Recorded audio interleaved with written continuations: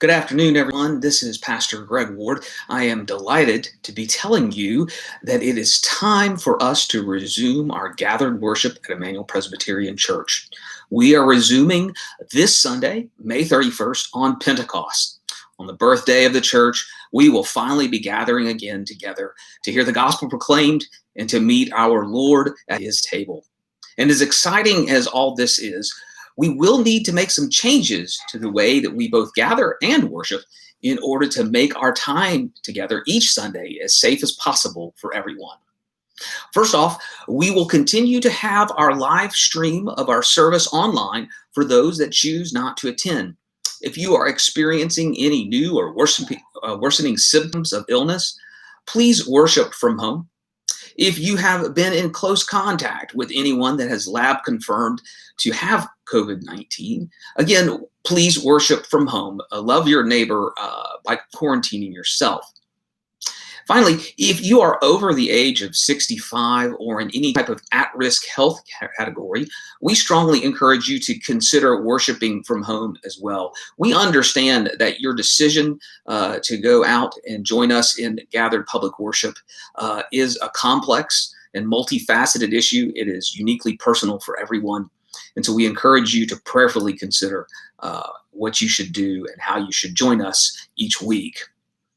Second, let's discuss some of the physical changes that are going to happen to our gathering on Sunday mornings. We are doing many things to make our gathered worship as safe as we can. We will sanitize all the common surfaces, door handles, and so forth in the room before the service begins. Greeters and ushers will be wearing masks and gloves. There will be multiple hand sanitizing stations throughout the building, and you will be required to sanitize your hands before you enter the sanctuary or the main gym area. Also, please bring a mask. Everyone except for infants and very small children where a mask would pose a choking hazard, as well as those that are leading worship from up front. Everyone else will be required to put on a mask before they enter the building. If you do not have a mask, greeters will provide you with one. Ushers will offer you a printed bulletin as usual. These bulletins will have been handled only by those with gloves and sanitized hands. But if you would rather, you may download a bulletin and print it for yourself or view it on your own handheld device. The bulletin will be available in PDF form on our website as usual. We will be arranging our sanctuary in the gym a bit differently to maximize our physical distancing. All the rows will be 6 feet apart, and you will notice that there are big sections. Ushers will help you find seats in rows that have at least 2 chairs, if not more, between your family and the family and other family units. You will notice that those leading from up front will also be considerably more than 6 feet away from everyone else. In addition, we will not have any coffee or donuts or a book table or any of the normal areas of socialization that we would normally have on a Sunday morning. We will be passing the peace, but I will ask everyone to remain in their place and turn and greet those that are around them verbally so as to maintain our physical distancing. Please do not move around the room to greet different people as you normally would. There will be no nursery or children's ministries offered at this point. We are delighted to have your little ones in the service. Do not worry about them. We know that they will make normal noises for children, and that is fine. You are welcome to bring materials for them to color with or to entertain themselves quietly if that is necessary. You think that would help. Please do help your children to observe physical distancing while they are with us. We are going to celebrate the Lord's Supper, and we're very excited to be able to do that. We will do so as safely as possible. We will not pass any plates around, but rather everyone will come forward by family units to take their communion. All the elements will be prepared safely with masks and gloves. All servers will have masks and gloves.